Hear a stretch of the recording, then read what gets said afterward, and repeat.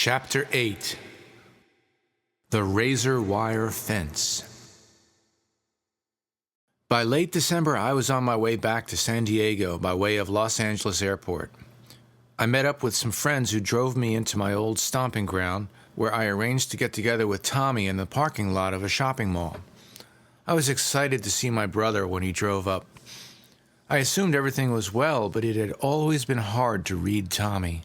Even as a child, he was very distant.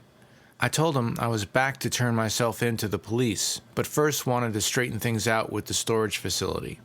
He nonchalantly looked at me and said, "I have bad news. The people at the storage place sold your stuff. They couldn't keep it any longer." I froze.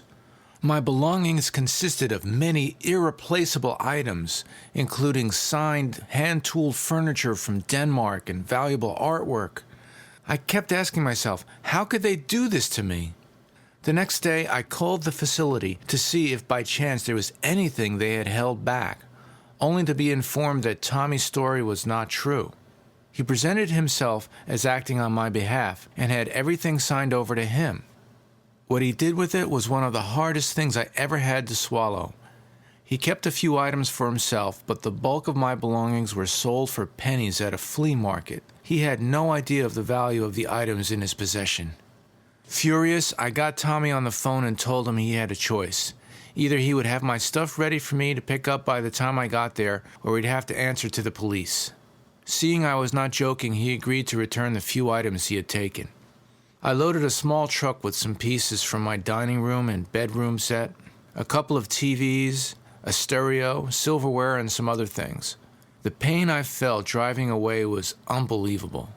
The thought of anyone, especially a family member, doing this to me, knowing everything I had gone through, was like my heart had been ripped right out. At that point, I really didn't want any of those things. The number of items was insignificant compared to the complete house load of furnishing I had dreamed of returning to in order to rebuild my life. Knowing I would soon be going to jail, I chose to give them away to some friends, with the exception of several pieces that would be sold to hire a lawyer to represent me in court. Within 2 weeks, I stood before a judge and was sentenced to 4 months in a work release program. I was confined to a county facility, but allowed to hold down a job from 8 a.m. to 3 p.m. every day, at which time I had to immediately report back to lockdown. Random drug testing prevented me from using, and I was clean throughout most of my confinement. There was one time that I did use crystal meth, but fortunately I was passed over when testing was done that week. In May, I was released and moved in with a woman who had sometimes visited me in jail. As soon as we got to her house, she pulled out some crystal meth, and I was right back where I left off, as if I had never stopped. One night, I made a few phone calls to let people know I was back in town. Old acquaintances began reaching out to me, one of whom offered to partner with me to establish a car rental business. He would be my money man, and I would provide him the know-how. This was not something I really wanted to do because for a few years, I had been holding on to a plan for a worldwide enterprise, which I was now thinking of setting in motion. However, lacking the capital to proceed, I saw his proposal as a necessary stepping stone. With lukewarm emotions, I accepted his offer under the condition that I would do the whole setup for free, and after the business was fully operating and making profit, I would turn it over to him.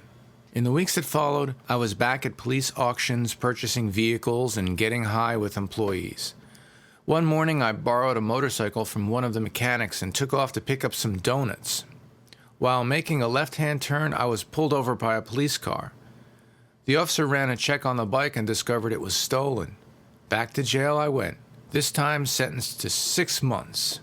I did 3 months in a county honor camp and was then released to a work program.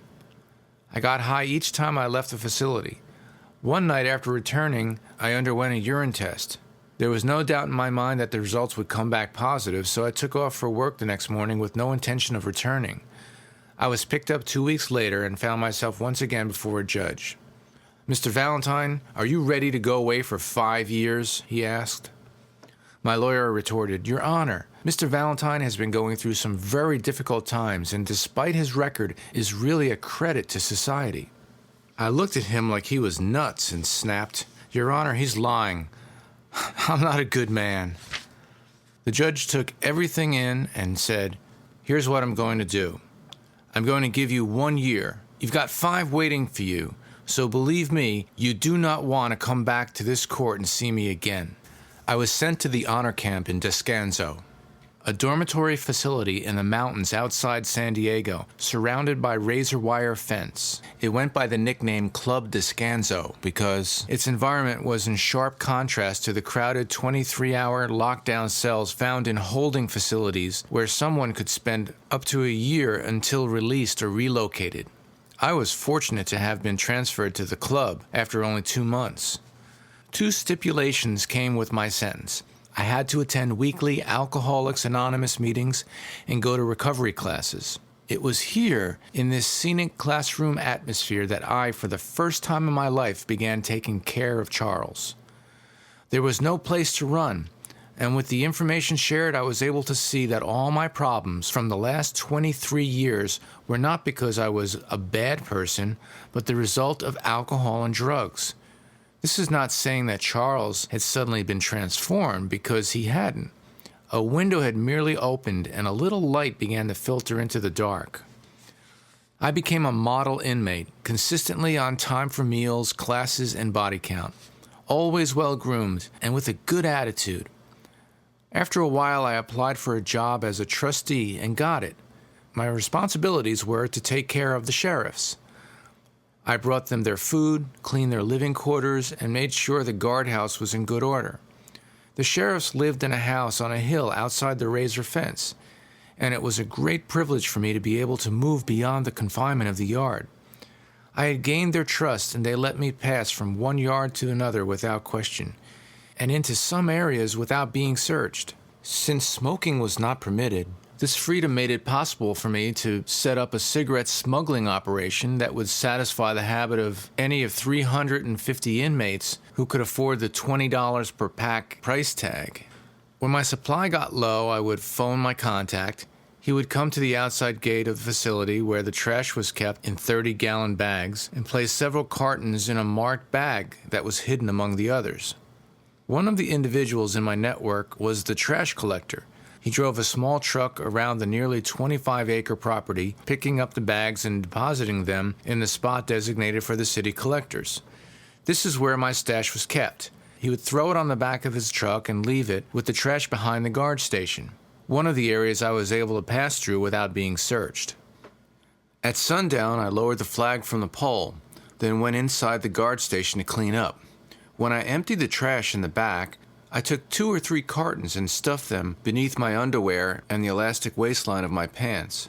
My underwear kept them from slipping down my leg as I walked past the sheriffs in the office, beyond the control area, then 40 yards back to the dorm. The cartons were then hidden until it was safe to distribute them. I collected my payment in rolls of quarters, which was the only form of currency allowed in the facility. Some of the inmates' family members placed the money in my account, and unless I trusted them, I checked to see if the amount was on my books before making the transaction. To keep from being caught with the quarters in my cell, I would duct tape them to my ankles, carry them outside the gate during my rounds to the sheriff's quarters, then bury them in a hole. Each Saturday and Sunday, which were the days visitors came, I was allowed further beyond the gate, which gave me the opportunity to move my stash closer to the main road. In March 1988, after serving 8 months, I was set free.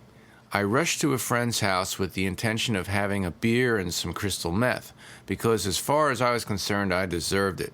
I had been clean for a long time, paid my dues to society, and I believed I was in a better position to control my use. Unfortunately, I was wrong. I became obsessed with the desire to have more. Later that night, we drove back to the jail property and dug up the money, which totaled close to $900. This, along with what was on my books, amounted to $1,700. Before I could blink, it was all gone. I stayed with this friend for 2 weeks in the company of hold-up men and drug dealers. It didn't take long for me to see where things were headed, and the last thing I wanted was to spend 5 years in prison, so I got away from there as fast as I could. A woman I met asked me to move in with her, and I gladly accepted. I stayed with her for a few weeks, then decided to head back to New Jersey in a last-ditch effort to salvage my life.